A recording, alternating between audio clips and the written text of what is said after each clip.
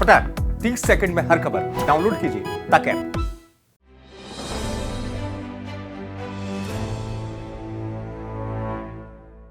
नमस्कार, मैं हूं हेमेंद्र शर्मा और आप देख रहे हैं एमपी राउंड अप।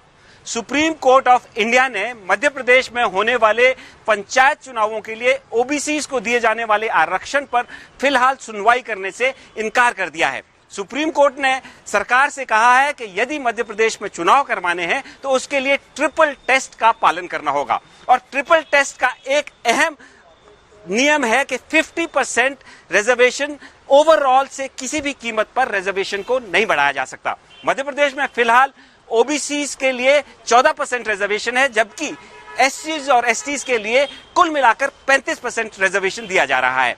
सरकार कह रही है कि वो 27% रिजर्वेशन देने के लिए बाध्य है, जबकि ऑपोजिशन का भी यही कहना है कि उन्होंने एक ऑर्डिनेंस लाया था और कहा था कि ओबीसीज के लिए 27% रिजर्वेशन दिया जाना चाहिए। तो सवाल ये उठता है कि क्या ऑपोजिशन और रूलिंग पार्टी मध्य प्रदेश में ओबीसीज को दिए जाने वाले रिजर्वेशन पर सिर्फ और सिर्फ राजनीति कर रहे हैं? ऐसा इसलिए क्योंकि सुप्रीम कोर्ट ने साफ कहा है कि किसी भी कीमत पर 50% से अधिक रिजर्वेशन नहीं दिया जा सकता। इस मुद्दे पर चर्चा करने के लिए आज हमारे साथ मौजूद होंगे senior journalist mister Ranjan Srivastava. लेकिन उससे पहले एक नजर प्रदेश की बाकी अहम खबरों पर। छतरपुर जिले के राजनगर में गुरुवार को ओबीसी महासभा के कार्यकर्ताओं ने बीजेपी के प्रदेश अध्यक्ष वीडी शर्मा का विरोध करते हुए मुर्दाबाद और वापस जाओ के नारे लगाए। मौके पर पहुंची पुलिस ने ओबीसी महासभा के कार्यकर्ताओं को रोका और उनका ज्ञापन लेकर प्रदर्शन खत्म कराया।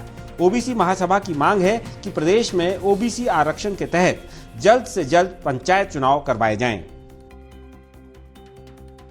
बैतूल जिले के मुलताई थाना अंतर्गत गांव पार बिरोली में 3 परिवारों का इसलिए बहिष्कार कर दिया गया है क्योंकि वो अपने मकान के तोड़े जाने का विरोध कर रहे हैं। पीड़ित परिवारों का कहना है कि उनका हुक्का पानी बंद कर दिया गया है और गांव के पूर्व सरपंच उनसे उनका मकान खाली करवाना चाहते हैं। पीड़ित परिवारों ने यह भी आरोप लगाया है कि जिस मकान में वो पिछले 60 साल से रह रहे हैं उसका एक हिस्सा गांव के पूर्व सरपंच ने दबंगों के साथ मिलकर तुड़वा दिया है।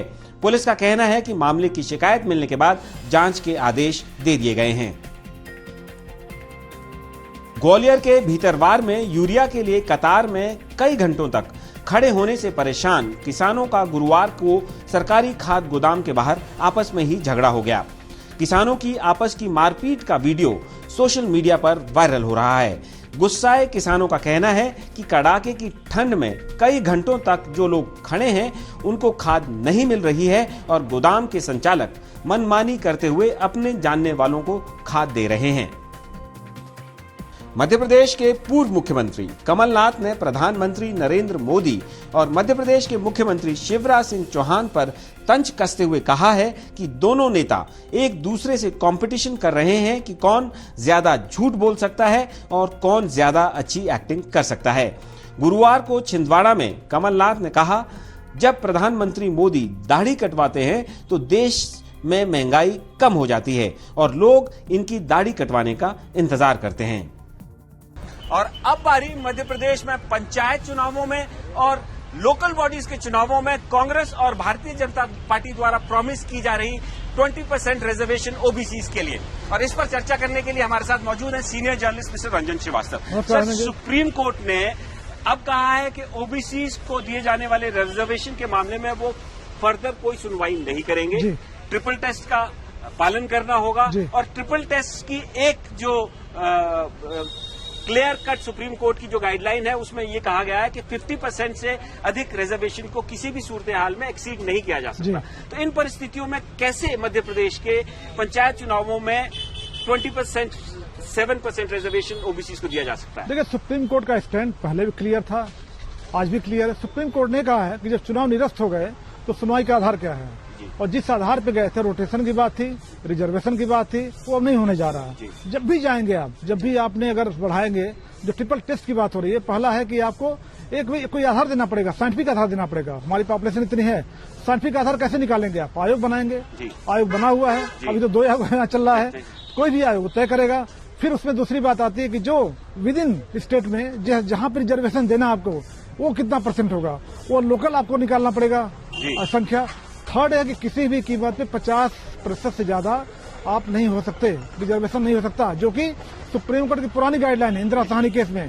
तो उस स्थिति में जब भी बढ़ाना चाहेगी सरकार, अगर सरकार चाहती है, कांग्रेस चाहती है कि 14 से 77 करें, वो नहीं होने वाला, संभव नहीं दिख रहा मुझे। सर, जो पुनर्विचार याचिका सरकार ने ओबीसी रिजर्वेशन के लिए जो सुप्रीम कोर्ट में लगाई थी, जिसकी सुनवाई सुप्रीम कोर्ट में हुई, उसमें सरकार का कहना था कि 27% रिजर्वेशन वो ओबीसी को देना चाहती है। अब 27% रिजर्वेशन संभव मध्य प्रदेश में इसलिए नहीं है क्योंकि मध्य प्रदेश में ऑलरेडी एससीज को और एसटीज को कुल मिलाकर 35% रिजर्वेशन दिया जा रहा है, बचा 15%।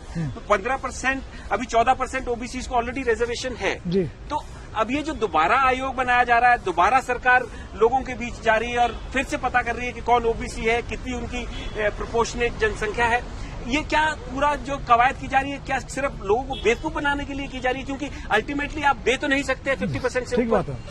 देखिए, जब हम लोग सवाल पूछते हैं, चाहे सरकारी पक्ष हो विपक्ष हो, कि भाई 50% से ज्यादा कैसे वायलेट करेंगे, जो सुप्रीम कोर्ट की गाइडलाइन है, उसका जवाब नहीं आता है, निरुत्तर रहते हैं। बार बार ये बात होती है कि हम 14-27 करेंगे, भाई कैसे करेंगे तो बताओ आप। इसका जवाब ना तो पक्ष के पास है, सरकार सत्ता पक्ष है, और ना विपक्ष के पास है, यह जवाब नहीं आता है।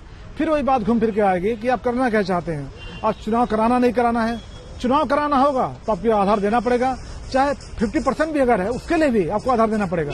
उसके कि हमारी इतनी % जनसंख्या है। महाजन आयोग के बाद कोई ऐसा आयोग नहीं बना जो कि जनसंख्या के बारे में बता पाए। तो वर्तमान परिस्थिति में वो चाहे सरकारी जॉब में आपने कभी पहले किया हो या अभी किया, चुनाव की बात हो, अगर बताना ही पड़ेगा जनसंख्या हमारी इतनी है और एक दिन में काम होगा नहीं, और आयोग अपना टाइम लेगा, और जब टाइम लेगा फिर आप तय कर पाएंगे, तो लगता है बहुत लंबा खिंच जाएगा, और जब भी होगा ये 50% से ज्यादा नहीं दे सकते। तो फिलहाल तो मध्य प्रदेश में पंचायत चुनाव और लोकल बॉडीज के चुनाव होते हुए नजर नहीं आ रहे हैं। अगर एडमेंट है, अगर सरकार एडमेंट है, विपक्ष एडमेंट है कि हम 27 देंगे, उस स्थिति में अभी चुनाव नजर नहीं आ रहे हैं। सर देखिए, जहां तक सरकार की बात है, क्योंकि दोनों ही पार्टी कह रही है कि 27% रिजर्वेशन हम देना चाहते हैं, दोनों ही कह रहे हैं कि हम ऑर्डिनेंस लाए थे, तो अगर सरकार चुनाव करवाती है तो ऑपोजिशन पार्टी ने तो ऑलरेडी कह दिया कि जिस हिसाब से हम 27% रिजर्वेशन के लिए ऑर्डिनेंस लाए थे, उस हिसाब से ओबीसी के लिए चुनाव होना चाहिए, और अगर सरकार नहीं देती है तो ओबीसी के साथ धोखा सरकार ने किया है। तो क्या सरकार इन परिस्थितियों में चुनाव करने की हालात में? यही डर है। बार बार देखिए, जो 27% की बात हो रही है, पॉलिटिकल मैसेज दिया जा रहा है कि हम हैं आपके खैर ख्वाह। कांग्रेस क्या कहती है, देखिए हम 14-27 की हम खैर ख्वाह हैं, सत्ता पक्ष कहती है हम चाहते हैं, हम तो पीछे नहीं हट रहे हैं। तो दोनों पॉलिटिकल मैसेज भेज रहे हैं, लेकिन दोनों भी देखिए विपक्ष भी है, वो भी जानता क्या कर रहे हैं, सत्ता पक्ष जानती क्या कर रही है, दोनों पार्टीज खेल रहे हैं, और दोनों जानते हैं 50% से ज्यादा वायलेट नहीं कर सकते हैं।